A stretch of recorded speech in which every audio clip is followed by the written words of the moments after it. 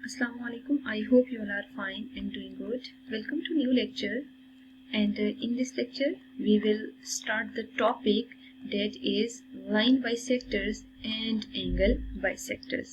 ठीक है, तो line bisectors and angle bisector जो टॉपिक है इसमें बेसिकली हमें कुछ थ्योरम्स प्रूव करने हैं, ठीक है, जो इनसे रिलेटेड हैं. बट फर्स्ट ऑफ ऑल हमें लाइन बाइसेक्टर और एंगल बाइसेक्टर टर्म्स क्लियर होनी चाहिए. ठीक है, जैसे देखिए there is a difference between line segment and ray. ठीक है, देखिए अगर फॉर एग्जांपल आपने लाइन ड्रॉ करनी है ना, तो लाइन क्या है, जब आप इस फॉर्म में यूं ड्रॉ कर रहे हैं, दिस इज लाइन. ठीक है, लाइन सेगमेंट का मतलब है कि इसकी स्पेसिफिक मेजरमेंट है, मतलब इसके दो एंड पॉइंट्स हैं. ठीक है, और अगर रे ड्रॉ कर रहे हैं तो रे के एक साइड पे स्टार्टिंग पॉइंट होता है और दूसरी साइड पे हमेशा एरो हेड होता है. ठीक है, तो basically these are line segment and rays. अगर फॉर एग्जांपल आपसे कहा जाए कि आपने किसी लाइन सेगमेंट को बाइसेक्ट करना है, ठीक है, हम लाइन को नहीं लाइन सेगमेंट को बाइसेक्ट करते होते हैं. ठीक है, तो बाइसेक्ट का मतलब क्या होता है, बाइसेक्टर्स का मतलब है कि divide into two equal parts. ठीक है, अगर आप लाइन को बाइसेक्ट करें इट मींस लाइन को दो इक्वल पार्ट्स में डिवाइड कर रहे हैं, और अगर आप एंगल्स को बाइसेक्ट करें तो इट मींस आप एंगल को टू इक्वल पार्ट्स में डिवाइड कर रहे हैं. ठीक है, आप देखिए इसके लिए प्रॉपर प्रोसीजर क्या होता है कि हमेशा लाइन को बाइसेक्ट करने का मतलब ये है कि कोई भी लाइन है तो उसको आप डिवाइड करें टू इक्वल पार्ट्स में. तो ये देखिए ये प्रोसीजर है, ये लाइन ए बी थी और ए बी को आपने यूं करके एक सी पॉइंट लिया जहां से एक लाइन ड्रॉ की और टू इक्वल पार्ट्स में ए बी को आपने प्रॉपर डिवाइड कर लिया. ठीक है, अब देखिए ये डिवीजन सिंपल है, जैसे यूं रैंडम लाइन हो आप तो किसी भी मेथड से इनको कर सकते हैं डिवाइड. जैसे अगर मैं आपसे कहती हूँ यूं करके डिवाइड करना, जैसे देखिए ए पॉइंट ये है ना, बी पॉइंट ये है और सी पॉइंट ये वाला पॉइंट है जहां से आपने इस लाइन को ड्रॉ किया है बाइसेक्ट करने के लिए. तो बेसिकली आपने क्या किया कि यूं भी बाइसेक्ट कर लिया, तो बाइसेक्ट तो हो गया. ठीक है, तो बाइसेक्ट का मतलब होता है किसी भी लाइन को टू इक्वल पार्ट्स में डिवाइड करना. ठीक है, तो दो इक्वल पार्ट्स में डिवाइड करने के लिए कोई भी प्रोसीजर आप यूं फॉलो कर सकते हैं. बट इस फुल चैप्टर में हम जो प्रोसीजर यूज करेंगे वो ये वाला प्रोसीजर नहीं है. ठीक है, मतलब यूं करके हमने डिवाइड नहीं करना, बल्कि एक लाइन सेगमेंट आप लें और उस लाइन सेगमेंट पे आपने एक लाइन यूं ड्रॉ करनी है जो इसके मिड पॉइंट से भी पास हो रही हो और यहाँ पे 90 का एंगल बना रही हो. ठीक है, यहाँ पे नोटेशन हम यूज कर लेते हैं कि यहाँ पे 90 का एंगल बना रही हो, तो इसको हम कहते हैं परपेंडिकुलर बाइसेक्टर. ठीक है, मतलब आपने वो जो लाइन बाइसेक्टर ड्रॉ करना है वो ए बी लाइन पे परपेंडिकुलर होना चाहिए. तो basically this is the procedure through which we will draw bisectors here. ठीक है, और ये बाइसेक्टर्स लाइन बाइसेक्टर्स हैं, लेकिन एंगल बाइसेक्टर जब हमने ड्रॉ करना होगा तो उसके लिए प्रॉपर प्रोसीजर चेंज होगा. अब हम मूव करते हैं प्रॉपर डेफिनेशन पे. What is line bisector? Right bisectors of a line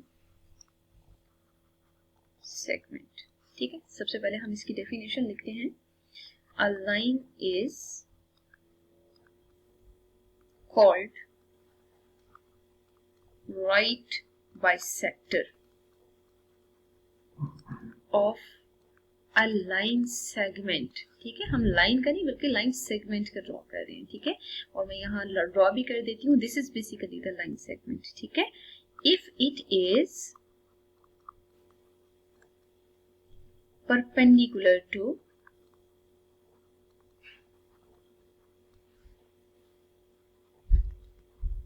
line segment. ठीक है, and passes from its midpoint. ठीक है, जैसे हम ऐसा करते हैं यहाँ पे ड्रॉ कर लेते हैं. ये एक लाइन है और इसके दो एंड पॉइंट्स हैं ए बी. आपसे कहा जाए कि आप इसको बाइसेक्ट करें, तो बेसिकली हम एक लाइन बाइसेक्टर लेंगे जो इसके मिड पॉइंट से पास करना चाहिए। मिड पॉइंट का मतलब क्या है, ये पॉइंट जो सेंटर है ना, ये मिड पॉइंट होना चाहिए, ये सी मिड पॉइंट पे होना चाहिए, ठीक है। तो ये आपने इसका राइट बाइसेक्टर ड्रॉ कर दिया, ठीक है। अब जरूरी नहीं है हर बार ये लाइन स्ट्रेट ही होगी, ऐसा भी तो पॉसिबल है कि कोई लाइन यूं करके आपको गिवन हो, आपने उसका बाइसेक्टर ड्रॉ करना हो, ठीक है। तो जब आपने इसका बाइसेक्टर ड्रॉ करना हुआ तो हम क्या करेंगे, बेसिकली इस पे एक राइट बाइसेक्टर ड्रॉ करेंगे जो इस पे बिल्कुल परपेंडिकुलर होना चाहिए। परपेंडिकुलर होने का मतलब क्या है, यहाँ पे 90 का एंगल बनना चाहिए, और अगर ये पॉइंट आपके पास है ए और ये पॉइंट है बी, तो कंफर्म है ये जो सी पॉइंट है ये मिड पॉइंट होना चाहिए, ठीक है। Through this procedure basically we will draw right bisector of any line segment, ठीक है। अब हम मूव करते हैं एंगल बाइसेक्टर पे। देखिए एंगल बाइसेक्टर से हमें कंफर्म हो रहा है कि एंगल्स हमने ड्रॉ करने हैं, ठीक है, और उसको प्रॉपर बाइसेक्ट करना होगा। तो सबसे पहला काम तो ये करते हैं, देखते हैं एंगल कैसे बनता है। एंगल कैसे बनता है, हमेशा दो आर्म्स एंगल के होते हैं, ठीक है। तो बेसिकली इनका स्टार्टिंग पॉइंट दोनों आर्म्स का सेम होता है, जैसे ये इनका स्टार्टिंग पॉइंट आ रहा है। तो बेसिकली यहाँ पे हम क्या करते हैं, ए ओ बी मार्क कर लेते हैं। अगर आपने एंगल को बाइसेक्ट करना है ना, तो प्रॉपर ज्योमेट्री में इन दोनों पॉइंट्स पे रख के दो आर्क्स लगाते हैं आगे, जिस पॉइंट पे वो दोनों आर्क्स इंटरसेक्ट हो रही होती हैं वहां से हमेशा एंगल बाइसेक्टर ड्रॉ होता है, ठीक है। तो जो एंगल बाइसेक्टर की लाइन है ना, जैसे हम इसको पी का नाम दे देते हैं, ठीक है। तो बेसिकली ये जो ओ पी है वो इस एंगल को बाइसेक्ट करता है। जैसे अगर इसको 1 इसको 2 मार्क करते हैं ना, तो हमें पता है कि एंगल 1 और एंगल 2 इक्वल होंगे, मतलब इसको ही दो इक्वल पार्ट्स में डिवाइड करता है। एंगल 1 की तरह लोकेशन मेंशन करते हैं, measurement angle A O P, और एंगल 2 की भी लोकेशन मार्क करते हैं, measurement angle B O P, ठीक है। तो ये दोनों हमेशा आपके पास इक्वल होंगे। अब हम प्रॉपर ऐसे करते हैं कि इसकी डेफिनेशन लिख लेते हैं। अ रे इज कॉल्ड, देखिए रे है, ठीक है, ये जो ओ पी रे है इसमें ओ पी की बात हो रही है, यहां मार्क कर लेते हैं। अ रे इज कॉल्ड अ बाइसेक्टर